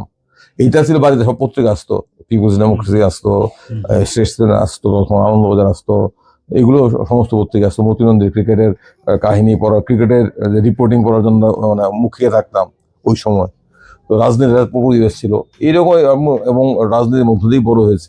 কমিউনিজমের চিন্তা ভাবনা দিয়ে এটা রাজনীতি, আর বামপন্থী বামপন্থী রাজনীতি, সিপিআইএম, সিপিআই, এটা আমাদের পরিবারে ছিল। রাজনীতি নেতারা আসতেন, আড্ডা হতো, বাবা যেহেতু ছিলেন, এবং এর জন্য আমার মাকে সাফার করতে হয়েছে। মা 60-এর দশকে, 70-এর দশকে মাকে বারবার বদলি করেছে, যেহেতু বাবা একদম খুব পরিচিত রাজনীতি তখন তো কর্মী। কমিউনিস্টের খুব শক্তি ছিল না, শক্তি না ছিল, আপনার মা তো চাকরি পেয়েছে 60-এ, মার বিয়ে হয়েছে 60, 50 হয়ে চাকরি পেয়েছে। তারপরে মা কোনোদিন আগরতলা শহরের কাছে চাকরি করতে পারেনি, যেহেতু বাবার পরিচয়। বাবা তৎকালীন সময়, তখন তো কমিউনিস্ট খুব নাম না, 2-1 জন ছিল কর্মচারীদের মধ্যে। অফিসারদের মধ্যে কমিউনিস্ট তখন ত্রিপুরার যে 2 জন ছিল, একদম নন কমিউনিস্ট, উমাপদ বর্মন, বিশ্ববন্ধু সেন। তো আমার বাবা কমিউনিস্ট ফুডের জয়েন্ট ডাইরেক্টর ছিলেন। বাবা খুব ভালো কাজ করতেন, সেই কারণে বাবাকে ছাড়াও চলতো না। তো এইগুলো ওই রাজনৈতিক পরিবেশে বড় হয়েছি। এই বাইরের পড়াশোনাটা পত্রিকা খুব পেয়েছি। আমরা খেলাধুলা করতাম, ভালো খেলাধুলা আমি করিনি। আমার ভাই বরং খেলাধুলা ভালো ছিল। আমার শৈশব কিংবা ছাত্র জীবন সাদামাটা, অন্য সবার মতো আহামরি কিছু বলার মতো কিছু নেই। সেই থেকে ল প্রফেশন থেকে ঝোঁকা। ল তো ঢুকেছি, আমার তো আমি ইংরেজিতে এমএ করলাম কলকাতা বিশ্ববিদ্যালয় থেকে। এখানে ইংরেজিতে সাম্মানিক অনার্স পাস করে কলকাতা বিশ্ববিদ্যালয়ে ইংরেজিতে এমএ করলাম। তারপর আমার ইচ্ছে রাজনীতি করব, সর্বক্ষণ রাজনৈতিক কর্মী হব। তখন গিয়ে লতে ভর্তি হলাম। পরবর্তী সময়ে সর্বক্ষণ রাজনৈতিক কর্মী হওয়া হলো না। তারপরে আস্তে আস্তে ল প্রফেশন, তখন লতে ঢুকলাম, 90-তে ল প্রফেশন ঢুকলাম। পাস করেছিলাম অনেক আগে, 84, 85-এ, 86-এ ল পাস করেছিলাম। আর এমএ করেছিলাম 83-তে। তারপরে 3 বছর এখানে পার্টির কাজকর্ম করলাম, তারপর ল পাস করলাম, তারপরে ভাবলাম রাজনীতি করব, তারপরে বিভিন্ন কারণে আবার রাজনীতি থেকে দলীয় রাজনীতি সরে এলাম, তারপর ল প্রফেশনে ঢুকে গেলাম। সবটাই যে একদম প্ল্যান করে হয়েছে না। না না না। আর আমার যেটা, আমার সরকারি চাকরি করবো না তখন তো এটা প্রথম থেকে মাথায় ছিল। আর তখন তো ইংরেজি অনার্স চাকরি এমনি পাওয়া যেত। হ্যাঁ হ্যাঁ, আপনার সময় তো তখন তো পত্রিকায় বিজ্ঞাপন প্রত্যেকদিন ইংরেজি অনার্স নেই, আমি বিজ্ঞাপন পত্রিকাগুলো লুকিয়ে রাখতাম। এবং আমি যে চাকরি করবো, প্রথম দিকে চাকরি করবো না, আর চাকরি না করলে আর কি করবো, ল প্র্যাকটিস করবো। সেই কারণে লয়ার এটা হয়ে মানে গেল। খুব চ্যালেঞ্জিং ছিল না সেই হ্যাঁ, সময়, সেই সময় প্রফেশনটা নেওয়াটা? চ্যালেঞ্জিং তো আমার তো বাড়ির চাপ ছিল না, সেটা বলো। আমি তো মানে বাড়ির মা বাবা যেহেতু দুজনই চাকরি করতেন, আমরা দু ভাই, তো বাড়ির আর্থিক চাপ নেই। সেই কারণে অনেকটা আমাকে এই স্পেসটা বাড়ি দিয়েছিল। আর আমার বাবা আমার কাজ কোনো সমর্থন করতেন। বাবা স্পেসটা দিয়েছিলেন, ছেলে যা যা খুশি করুক।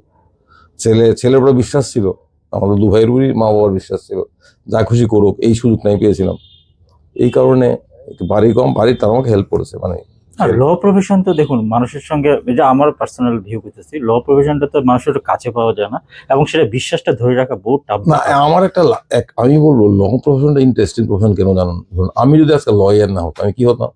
আমি এমবি কলেজে কদিন ইংরেজি পড়িয়েছিলাম, নাহলে এই কলেজে অধ্যাপক হতাম বড় জোর, না হলে একটা অফিসার হতাম, আমাকে কে চিনতো?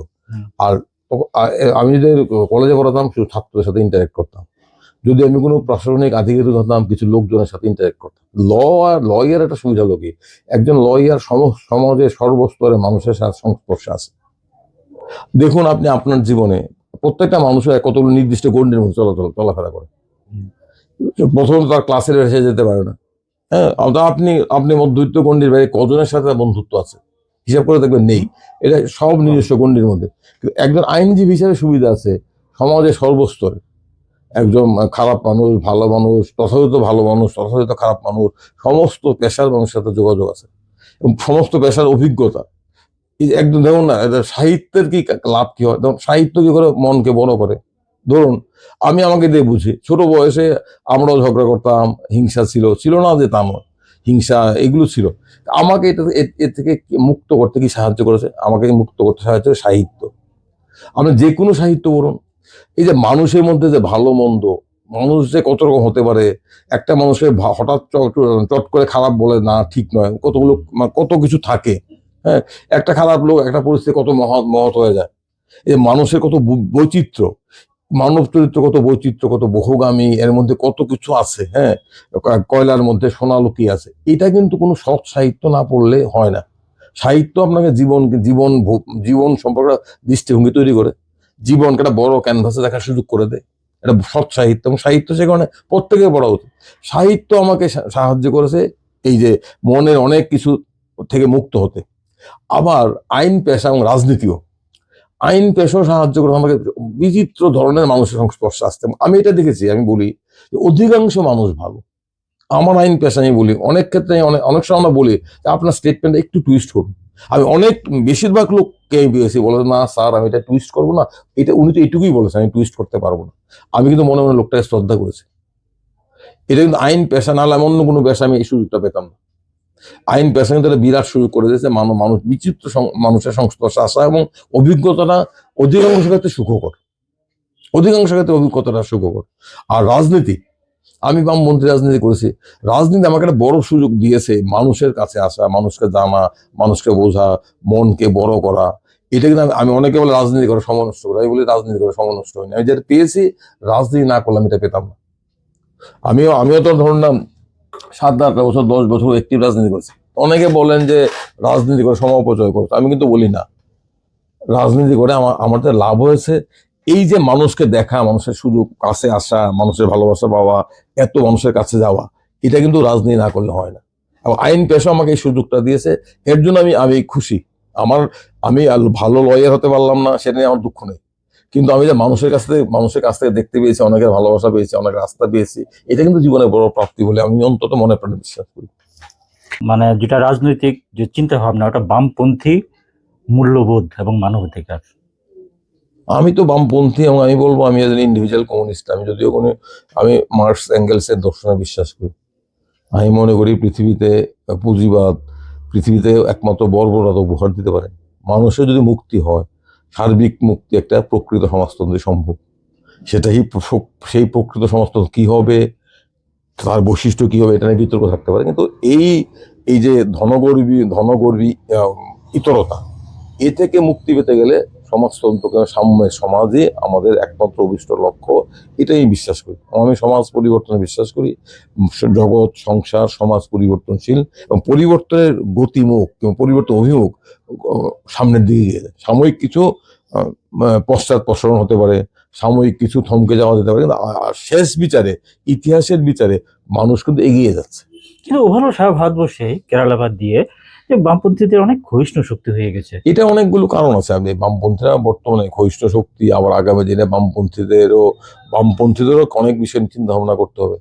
বামপন্থীদের অনেক বিষয় নতুন করে বুঝতে হবে। আবার বামপন্থা ছাড়া ভারতবর্ষের কোনো ভবিষ্যৎ নেই। একটা কিন্তু কংগ্রেসের নেতা জয়রাম রমেশ একটা কথা সুন্দর কথা বলেছিলেন। জয়রাম রমেশকে একটা প্রশ্ন করা হয়েছিল যে বামপন্থীদের কোনো ভবিষ্যৎ আছে কিনা। যিনি প্রশ্ন করেছেন তাকে উনি একটা পাল্টা প্রশ্ন ছুটেছিলেন, বামপন্থা ছাড়া ভারতবর্ষের ভবিষ্যৎ আছে। এটা কিন্তু মূল প্রশ্ন, বামপন্থা ছাড়া ভারতবর্ষের ভবিষ্যৎ নেই। কিন্তু আমরা যেগুলো যাদেরকে আমরা কমিউনিস্ট পার্টি বলছি, তারা অনেকটা আদর্শ থেকে চ্যুতি। এই তো শুনুন, কমিউনিস্ট হওয়া তো কঠিন কাজ। আমি কমিউনিস্ট বললেই তো আমি কমিউনিস্ট না। কমিউনিস্ট তো অনুশীলনের ব্যাপার। এই যে লোভ, লালসা, হিংসা, এ থেকে নিজেকে মুক্ত করে একটা আদর্শের স্থিত থেকে জীবনযাপন করা, সৎ জীবনযাপন করা, এটা তো কঠিন কাজ। অনেকে পারেন, অনেকে পারেন না। নামাবলী চড়ালেই যেমন সন্ন্যাসী হয় না, আর কমিউনিজমের কথা বললেই দু একটা বুলি আর আওড়ালেই প্রকৃত কমিউনিস্ট হয় না। প্রকৃত কমিউনিস্ট হওয়া আজীবনের একটা ব্রত। এটা খুব কঠিন কাজ। অনেকে এটা পারেন না যে তা না, কিন্তু কঠিন কাজ। যারা কমিউনিস্ট বলেন, দাবি করেন, সেই দাবি করলে পরীক্ষায় উত্তীর্ণ অনেকেই হন না। সেটা তো আছেই সমাজে। সবাই তো আর সবই যা দাবি করেন তা তো নয়।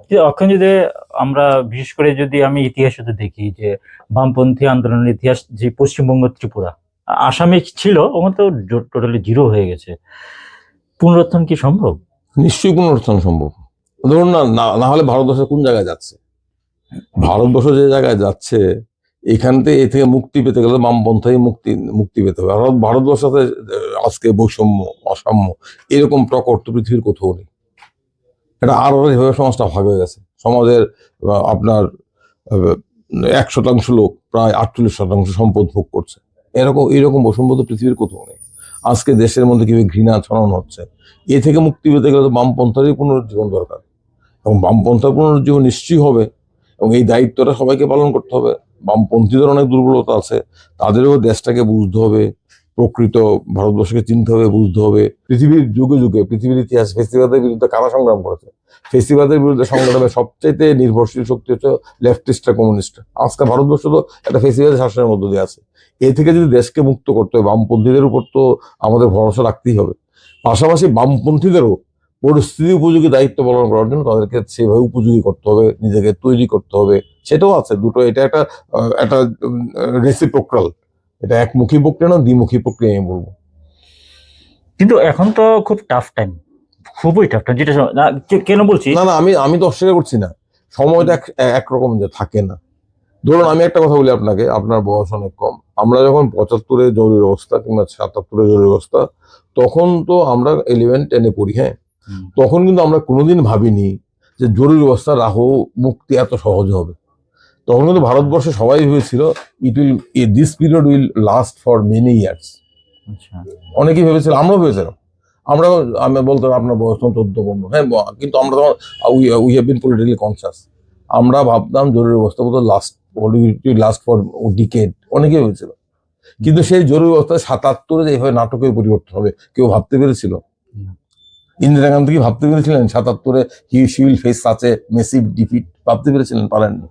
এই যে 78-এ পশ্চিমবঙ্গে বামফ্রন্ট ক্ষমতা আসবে, এটাকে বামপন্থীরা বুঝতে পেরেছিল? কেন বলছি বুঝতে পারেনি? আপনি 78-এর নির্বাচনের আগে সিপিআইএম, না আপনি জন্মবোধ না হতে পারে, 78-এর নির্বাচনের আগে পশ্চিমবঙ্গে বামপন্থী ছন্ন ছাড়া অবস্থা, 72-77। তখন জনতা দলের নেতা ছিল অশোক কৃষ্ণ দত্ত, প্রফুল্ল চন্দ্র সেন।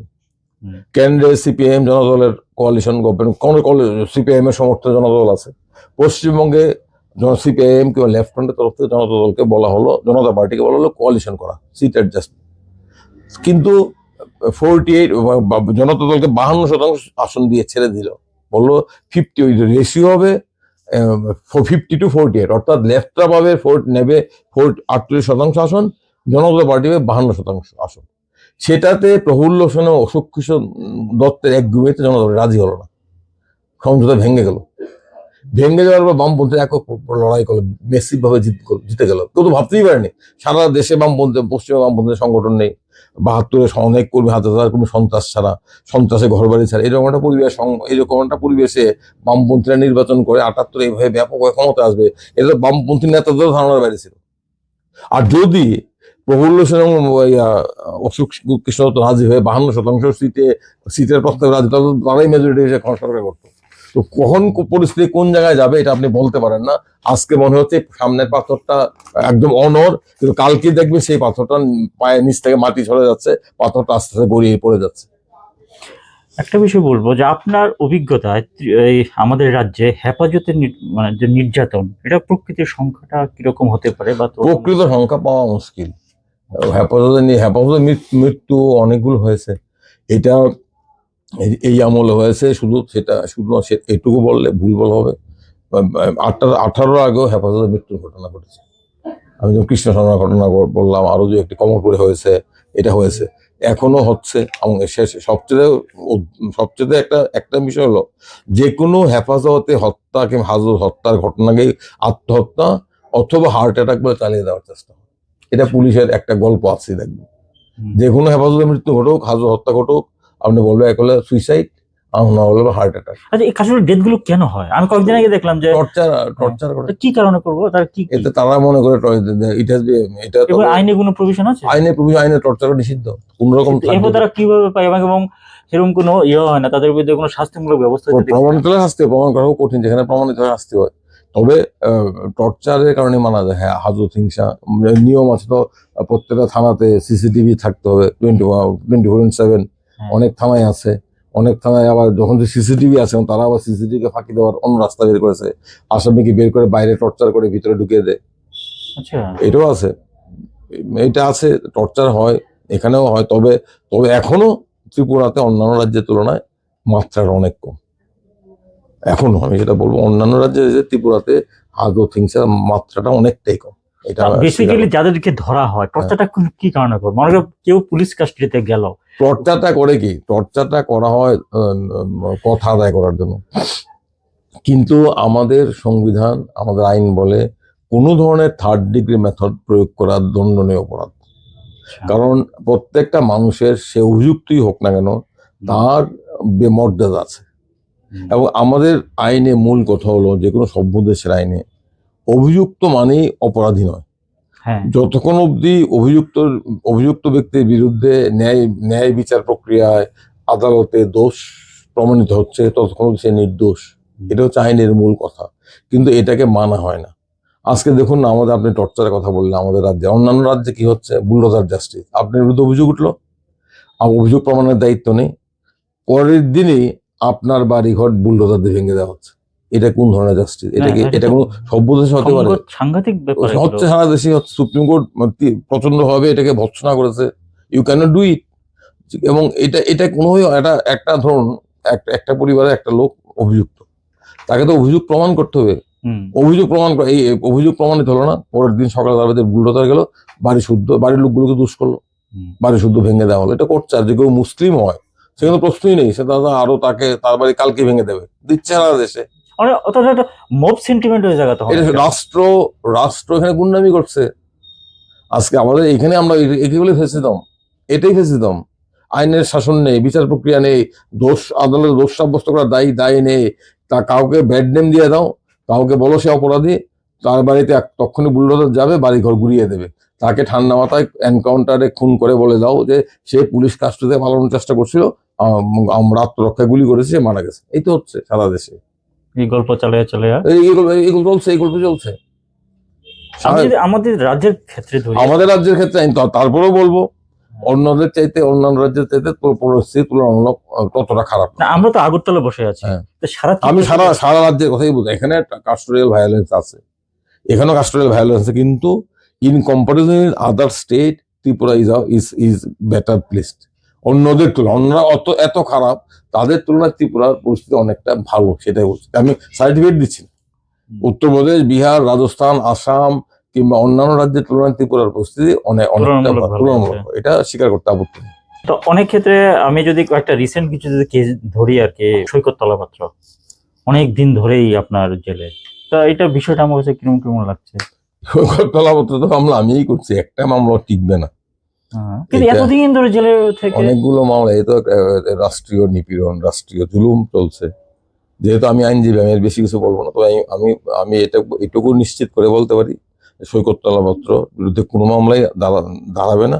সৈকত খুব দ্রুত সসম্মানে জেল থেকে মাথা উঁচু করে বেরোবে। এর বেশি কিছু বলবো না, যেহেতু আমি ওর পক্ষে মামলাগুলো না, আমি এটা জানতে চাইছি না। অনেকেই উঠবে, সৈকতের পক্ষে ও দাঁড়াতে চায় না। আমি এবং আমার সাথে আছে দীপদত্ত চৌধুরী, মৃগাঙ্ক, ঝুমা, আমরা একটা টিম মিলে সৈকতকে, এটা আমাদের দায়িত্ব সৈকতকে, কারণ Saikat is a victim of state operation, state terror. সৈকতের বিরুদ্ধে রাষ্ট্র সরকার প্রতিহিংসামূলক আচরণ করছে, সেই কারণে আমরা সৈকতের পাশে দাঁড়িয়েছি। এটা একজন মানবাধিকার কর্মী হিসেবে আমার দায়িত্ব, আমরা এই দায়িত্বটা পালন করছি। আমরা এটুকু বলতে পারি, সৈকত খুব সহসা আদালত থেকে সসম্মানে বেরিয়ে আসবে। মাধবী বিশ্বাস, ওর কেসটা আপনি করলেন। হ্যাঁ হ্যাঁ, তো ও বক্তব্য হয়তো ভাষা প্রয়োগ কিছুটা খারাপ, কিন্তু এতটা দিন সে জেলে থাকলো এবার হাইকোর্টের অর্ডারে সে বেরোলো, কিন্তু এতটা দিন কেন থাকতে হবে? এটাই তো প্রশ্ন, কেন থাকতে হবে? নিম্ন আদালতগুলো যদি জামিনের ক্ষেত্রে সমস্ত রকম চাপের বাইরে থেকে ভূমিকা সবসময় পালন করেন, তাহলে তো থাকতে হয় না এতদিন। আমি আরেকটা ব্যাপার দেখছিলাম, এটা আমি আমাদের ইয়ের সময় 18 নির্বাচনের পরটা দিয়ে, এবং কি একটা কেসে আমাদের মিনিস্টার বাদল চৌধুরী, এক্স মিনিস্টার বাদল চৌধুরী জেলে ছিলেন প্রায় 90 দিন। 90 দিন, 88 দিন। 88 দিন সেই মামলা টিকবে না, কিচ্ছু নেই মামলা, কেস এখনো চলছে। কেস চলছে, এই মামলা একদম টিকবে না। সেটা শুধু এটা পলিটিক্যাল কারণে মামলা করা যায়। কিন্তু যে 88 দিন যে জেলে ছিলেন, এটা সাফার করেছেন। এটা কিরকম? আসলে কি হয়, একটা সমস্যা হলো কি, যখন কাউকে অ্যারেস্ট করা হয়, পুলিশের কেস ডায়েরি তৈরি করে। এখন ধরুন না, একটা মার্ডার কেস হলো আপনার পাড়ায়, পুলিশ আপনাকে অ্যারেস্ট করবে, আপনি কথাবার্তা বলেন ঠাস ঠাস, আপনি ঠোঁট কাটা, পুলিশ আপনাকে জড়াবে, মানে ইচ্ছাকৃত ধরুন আপনাকে জড়াবে, পুলিশ জানে কিচ্ছু নেই, তখন আপনাকে আটকে রাখতে হবে। পুলিশ কি করবে, দেখবো যে মার্ডার যখন হয়েছে এর আশেপাশে মার্ডার ঘটনাস্থলের ঘটনা ঘটার আগে ঘটনাস্থলে ওই সঞ্জীব বাবুকে দেখা গেছে একটা দা নিয়ে ধরছেন, 3-4 জন লোক দেখেছে, 4-5টা স্টেটমেন্ট বানিয়ে দিল, বা এটাতে কেস ডায়েরি। আদালত তো ওই স্টেজে কেস ডায়েরিটা জাস্ট সত্য মিথ্যা আদালত যাচাই করার সুযোগ থাকে না। আবার ট্রায়ালে এটা টিকবে না জেরার মুখে, কিন্তু আপনাকে আটকে রাখার জন্য পুলিশ কি করে, অনেক ক্ষেত্রে এটা থানায় বসে বসে কেস ডায়েরি তৈরি করে, 5-10টা স্টেটমেন্ট রেডি করে, রাম শ্যাম যদু মধু গেছে ঘটনাস্থলে, ঘটার কিছু পূর্বে সঞ্জীববাবু রক্ত মাখা ছুরি নিয়ে যাচ্ছিল, এটা দিয়ে আপনাকে 10 দিন 15 দিন আটক রাখা যাবে। এবং এত গুরুতর ঘটনা, আদালত সবসময় অনেক সময় পুলিশের বক্তব্য যাচাই করা দরকার করে না, আর কেস ডায়েরি তো আদালত কেস ডায়েরিকে অ্যাজ ইট ইজ বিশ্বাস করতে অনেক ক্ষেত্রে। এই সমস্ত কারণে হেনস্থা করার সুযোগ থাকলে, হেনস্থা করার ইচ্ছা থাকলে হেনস্থা করা যায়, কিন্তু আলটিমেটলি এগুলো টেকে না। যখন ট্রায়াল শুরু, সেখানে ট্রায়াল করতে রাজি নয়। দেখুন না, অমর খালিদের বিরুদ্ধে এখনো চার্জশিট জমা দিতে পারলো না কেন? হ্যাঁ, কত বছর, আমি 5 বছরের চার্জশিট দেওয়ার মরু তার হলো না, কারণ জানে চার্জশিট দিলে একটা মামলাও টিকবে না, কারণ চার্জশিটটা আমি যতদিন রাখতে রাখো, it will give a message, chilling message, যারাই ওমর খালিদের মতো মুখ খুলবে, প্রতিবাদী হবে, তাদের জন্য একই জিনিস অপেক্ষা করতে, বার্তাটা দেওয়ার জন্য এই অ্যারেস্টগুলো করা হয় সারা দেশ জুড়ে। একটা খুব চর্চিত বিষয় 10,323, এবং এটা সুপ্রিম কোর্টে আছে এখনো। তো এটা তো আমার মনে হয় আইনগত হবে, কিছু করার নেই। এটা আমি যারা স্পষ্ট বলি, যারা চাকরি হারিয়েছেন তাদের প্রতি আমার সহানুভূতি আছে। আমরা এটাও বলে রাখি, এই যারা চাকরি হারিয়েছেন তাদের পাশে আমরা দাঁড়ানোর চেষ্টা করেছিলাম আইনের বাইরে, মামলাতে আইনগত কিছু করার নেই। আমরা একটা সংস্থা করেছিলাম নাগরিক সহমর্মিতা, আমরা 1 বছরের অধিক এরকম প্রায় আপনার 200 জনকে আমরা মাসে 2,000-5,000 টাকা করে দিয়েছিলাম। আমরা মনে করেছিলাম যে তাদের পাশে দাঁড়ানো, যখন তারা সুইসাইড করছিল, কিচ্ছু নেই, তখন আমরা নাগরিক সহমর্মিতা করে এমন পাশে দাঁড়ানো চাই, যদিও এটা কিচ্ছু কিন্তু আমাদের এই দায়িত্বটা করা উচিত। আইনগতভাবে কিছু করা নেই, সরকারের উচিত। এই সরকার তাদের সাথে প্রতারণা করেছে, বিশ্বাসঘাতকতা করেছে, এই সরকারের উচিত ছিল তাদের জন্য ব্যবস্থা করা, এটা তারা করেনি। এবং এই লোকগুলো আজকে বেঘরে মারা যাচ্ছে, অত্যন্ত দুঃখজনক। আমরা আপনি কি করেছেন? আমরা চেষ্টা করেছি। এখন আমি বলতে চাই না, আমরা এমন অনেক 10,000 300 দেশে শিক্ষকদের আমরা নিয়মিত সাহায্য করি। আমাদের সংস্থা আছে নাগরিক সমন্বিতা, সবাইকে পারি না, একটা সময় আমরা প্রায় 100 জনকে প্রতি মাসে 2,000 3,000 5,000 করে দিয়েছিলাম। আমাদের হিসাব আছে সব, আমরা মানুষের থেকে সাহায্য নিই। এখন সেটা কম, আমরা পারছি না, আমরা 20-25 জনকে দিচ্ছি। এটা আমরা সিন্ধুতে বিন্দু। এটা নাগরিক হিসেবে আমরা পাশে থাকার চেষ্টা করছি, একজন নাগরিক হিসাবে। আর তাদের যে সমস্যা, আইনগতভাবে কিছু করার নেই, এটা আমি স্পষ্ট। বারবার মামলা করছে, কেন মামলা করছে, কারা করছে, এটা আমি জানি না, কারণ অলরেডি বিষয়টা সেটেল হয়ে গেছে, wrongly or rightly. It cannot be reopened now legally. Only solution is political solution. Government should must do something for them. Government is not doing that. কিছু করার নেই, গভর্নমেন্ট না হলে আইনে কিছু হবে না, এটা অলরেডি সেটেল, রাইটলি ও wrongly it has been settle for ever. এটা আমার বক্তব্য। এটা অনেকে বুঝতে চান না, এটা মামলা সবগুলো আমাকে একই করে নিতে হচ্ছে। মালবার আদালত বলছে already settle, how we can reopen the settle issue again. আমাদের আইনে একটা কথা আছে, issue one settle can not be opened again and again. এইটা আর ওদের পাশে সরকারের থাকা উচিত। আমরা নাগরিকরা যেটা করছি সামান্য, কিন্তু তবুও আমরা আমাদের দায়িত্বটা পালন, আমি সেটা সবাইকে বলি না, যেহেতু প্রশ্নটা উঠছে আমি আপনাদের বললাম। এটা আমরা করছি, এটা আমাদের দায়িত্ব মনে করি আমরা পাশে থাকার। আর সরকারের দায়িত্ব, এই সরকার তাদের সাথে প্রতারণা করেছে। বিশ্বাস বা সৈকত তলাপত্র বা তাদের কেসের ক্ষেত্রে ওরা যখন মুক্ত হয়ে যাবে তখন ওরা পাল্টা কেস করতে পারে, মেনে শেষ করতে হয়তো মাঝে আমরা তো করি মাঝে মধ্যে মিথ্যা মামলা, আবার বিরাট লম্বা 2-3-4 বছর, অনেক সময় ফল পাওয়া যায়। একটু ধৈর্য নিয়ে লেগে থাকতে হয়, লেগে থাকলে ফল পাওয়া যায়। এটা কঠিন, পেশেন্সটা রাখা কঠিন। আপনার এই লিগ্যাল সিস্টেম মনে হয় না যে প্রসেস ইজ দ্য পানিশমেন্ট? নিশ্চয়ই প্রসেস ইজ পানিশমেন্ট, এটা মনে হয় দিস ইজ দ্য রিয়েলিটি। দোষী থাকুক আর না থাকুক, process is punishment, process itself is the punishment. এই যে মনীষ সিসোদিয়া এবং ওর কি বলে অরবিন্দ কেজরিওয়াল, তাদের প্রসেস ইজ পানিশমেন্ট। এই যারা এতদিন ধরে ভুগলো এই বদনামের বোঝা কাঁধে নিয়ে, 5টা বছর কিন্তু 3টা বছর একটা নির্বাচনে হারলো, সরকারকে হারালো, দিস প্রসেস ইজ পানিশমেন্ট। এবং তারা ইচ্ছা করে they make the process punishment to teach the people a lesson, don't raise your voice against us. That is their own motto, real motto. আপনি তো THRC, Tripura human rights organisation করেছিলেন এবং সরকারি ভাবে আলাদা একটা আছে। হ্যাঁ, তো আপনাদের কাজের ধরনটা? আমরা তো কোনো এনজিও নই, আমরা হচ্ছে মানবাধিকার সংগঠন, ত্রিপুরা হিউম্যান রাইটস অর্গানাইজেশন। আমাদের কোনো আইনি কোনো এখতিয়ার নেই। আমাদের কাজ হচ্ছে মানবাধিকার রক্ষা এবং মানবাধিকার সম্প্রসারণ, মানবাধিকার সম্পর্কে মানুষকে সচেতন করা, মানবাধিকারের ধারণাকে মানুষের কাছে নিয়ে যাওয়া, এবং যেখানেই মানবাধিকার লঙ্ঘনের ঘটনা ঘটে সেখানে আক্রান্ত মানুষের পাশে থাকা, এটা আমাদের কাজ। এই কাজটা আমরা কিছুটা করছি, গত 20 বছর ধরে আমরা ত্রিপুরাতে করার চেষ্টা করছি। আমাদের সাধ্য কম। আর মুশকিল হচ্ছে কি, এখন মানবাধিকার আন্দোলন করার ক্ষেত্রে সবচেয়ে মুশকিল হচ্ছে প্রতিকারের কোনো জায়গা নেই। মানুষের অধিকার লঙ্ঘন হলে যাদের দেখার কথা, যাদের প্রতিকার দেওয়ার কথা, যাদের প্রতিকার দেওয়ার দায়িত্ব রয়েছে, তারা সেই দায়িত্বটা পালন করছে না। তাই এটা এখন খুব কঠিন দুরূহ কাজ হয়ে গেছে, মানুষকে বিচার দেওয়া, মানুষকে প্রতিকার দেওয়া। তবুও আমরা বলতে পারি অরণ্যে রোদন আমরা করছি, কারণ আমরা জানি কোনো কান্নাই বৃথা যায় না। আমরা চাই প্রত্যেকটা মানবাধিকারের লঙ্ঘনের ঘটনা নথিভুক্ত থাকুক, যাতে আগামীকালের জন্য, যাতে ভবিষ্যৎ তাদের বিচার করতে পারে, আগামীকাল যাতে জানতে পারে ত্রিপুরাতে, ভারতবর্ষে ওই সময় কি হয়েছিল। এই আমরা অনেক ক্ষেত্রে আমরা বাসে থাকছি, মাধুরীর বাসে আমরা যে মানব কর্মী হিসেবে রয়েছে, আইনজীবী হিসেবে পেশার জন্য নয়, আমরা সৈকতের বাসে আছি, হিউম্যান রাইটস অ্যাক্টিভিস্ট, এটা আমাদের দায়িত্ব। অনেকের পাশে আমরা আছি, চেষ্টা করছি, যদিও বিরাট কিছু না, কিন্তু কিছু না করার চেয়ে কিছু করা ভালো, সেটা আমরা বলতে পারি, এটা করছে। অবশ্যই একার পক্ষে তো সেটা সম্ভব না। আমি একা নই, আমার সাথে অনেকে আছে, থাকলেও একটা লিমিটেড রিসোর্স তো না। একা নিশ্চয়ই, আমাদের অর্থ বল নেই, কিংবা আমাদের সেরকম। ত্রিপুরার মানবাধিকার যে সুরক্ষা সবচেয়ে বড় শত্রু কি? রাজনীতি, ব্যুরোক্রেসি, নাকি জনসাধারণ নীরবতা? না, মানবাধিকার তো সবচেয়ে বেশি লঙ্ঘন করে সরকার, রাষ্ট্র, পুলিশ, তারাই লঙ্ঘন করে।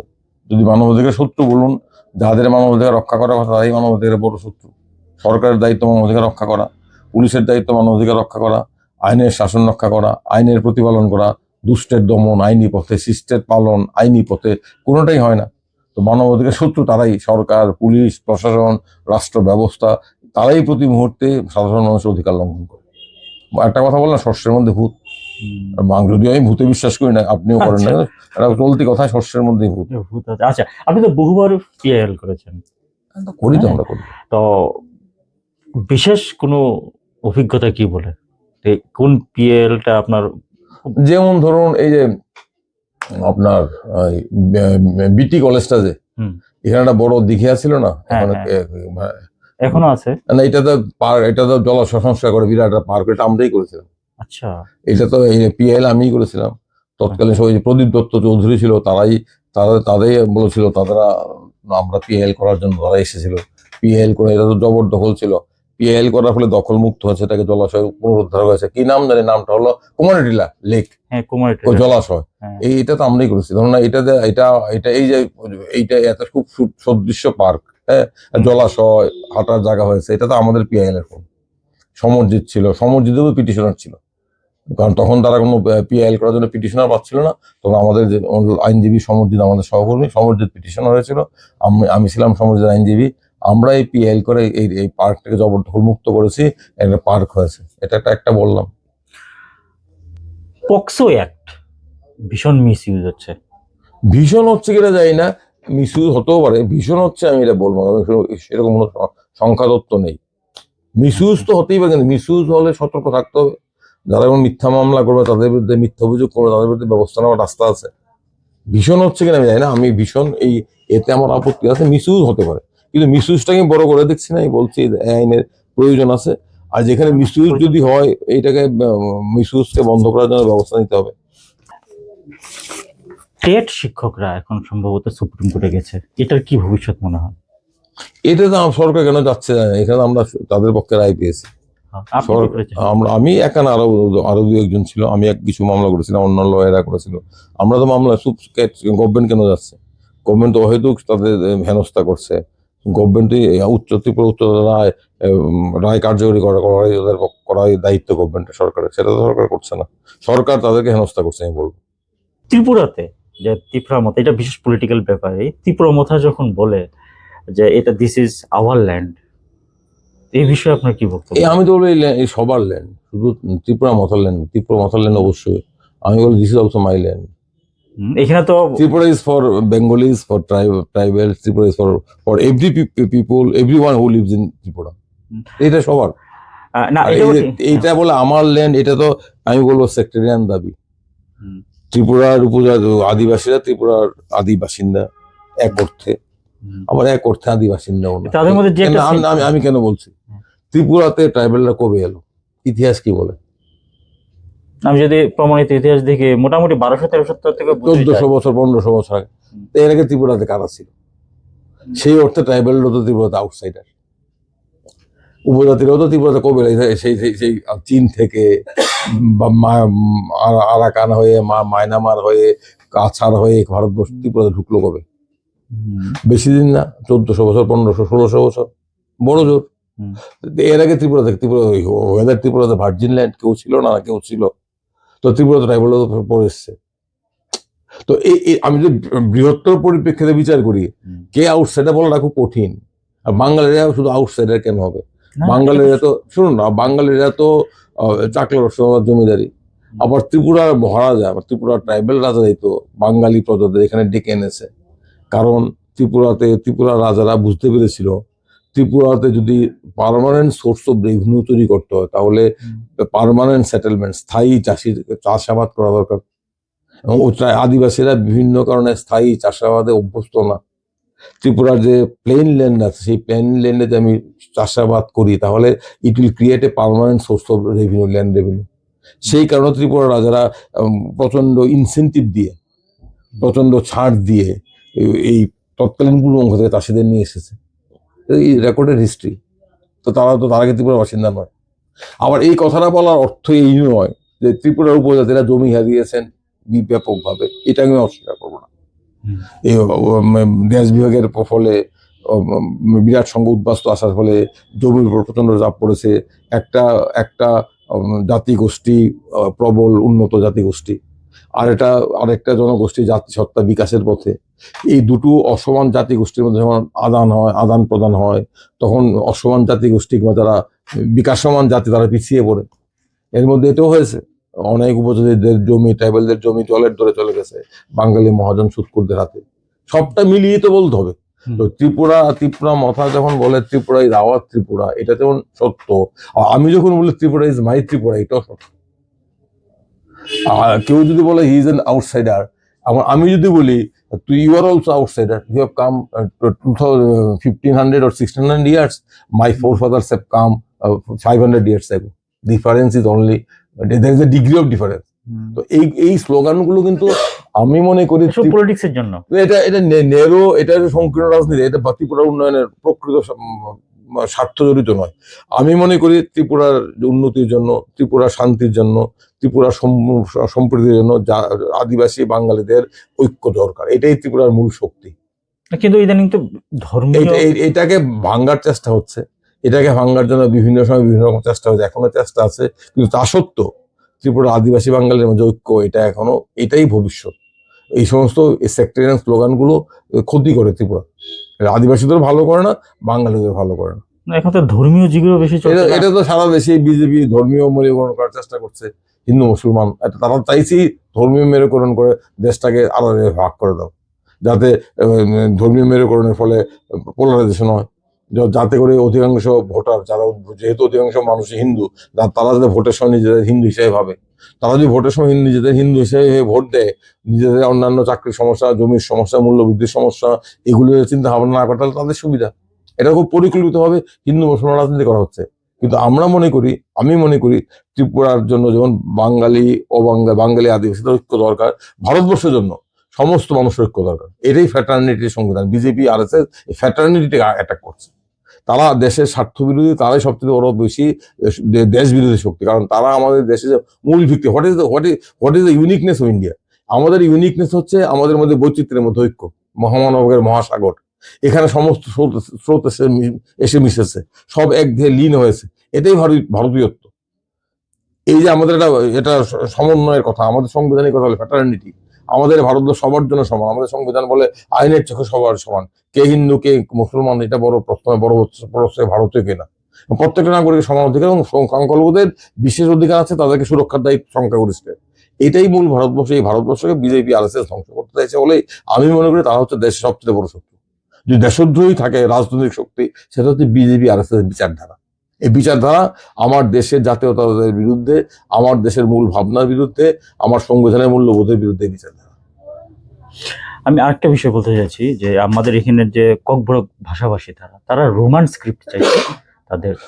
এটা আমার মনে হয় এটা চাপিয়ে দেওয়া ঠিক নয়, তারা ঠিক করুক। এখানে অমিত শাহ এসে বলে দেবেন দেবনাগরী অক্ষর হবে, আরেকজন বলে দেবেন রোমান স্ক্রিপ্ট হবে, যেটা তাদের ভাষার বিকাশের জন্য যেটা চাপিয়ে দেওয়ার বিষয় না। Who will decide? না, এটা তারা আদিবাসীদের মধ্যে যারা আছেন তারা ঠিক করবে। আমার মনে হয় মেজরিটি তো রোমান হরফই চাইছে। তাহলে হবে, যদি চাই হবে, এখানে চাপিয়ে দেওয়া। আমি আমার কোনো পার্সোনাল, আমি বলবো তাদের মতামত নিতে হবে এবং যেটাতে ভালো হয়। আমি তো I am not a linguistic expert, আমি এইটা নিয়ে আমার মনে হয় এটা বাংলা হরফ যদি তারা রোমান হরফে তাদের সুবিধা হবে ব্যাপারিক ক্ষেত্রে।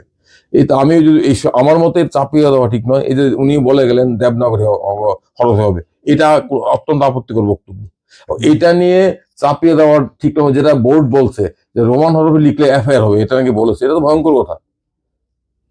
রোমান হরফে লিখলে FIR করা হবে, হ্যাঁ, তাহলে আমরা ইংরেজি দেখলাম আমাদের। আমার বক্তব্য হচ্ছে, আমি লিঙ্গুইস্টিক এক্সপার্ট, এখানে পবিত্র সরকার কমিশন হয়েছিল, সেই কমিশনের বক্তব্য আছে, ভাষাতাত্ত্বিকদের বক্তব্য রাখো, বক্তব্য রেখে সবার সাথে কথা বলে ঠিক করো কোন লিপি হলে ভালো হবে।